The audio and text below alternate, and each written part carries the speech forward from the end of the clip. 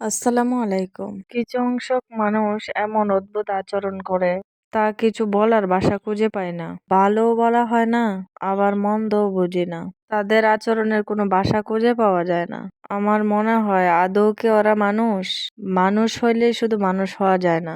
মানুষ হইতে হলে তার আচার আচরণ ভালো থাকতে হবে। একজন ভালো মন মানসিকতার মানুষ কখনোই মানুষের খারাপ চায় না। এরাই হচ্ছে আসল প্রকৃত মানুষ, যারা অন্যকে নিয়ে পড়ে থাকে না, ন্যায় অন্যায় বুঝে, খারাপ মানুষের পরামর্শে কখনো ঝামেলা বাজায় না।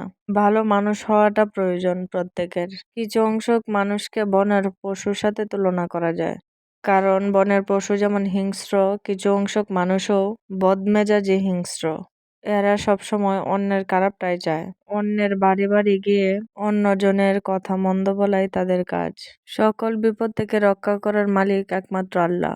তিনি যদি সকল বিপদ থেকে রক্ষা করেন, তাহলে খারাপ মন মানসিকতার মানুষ কিছুই করতে পারবে না, ইনশাল্লাহ।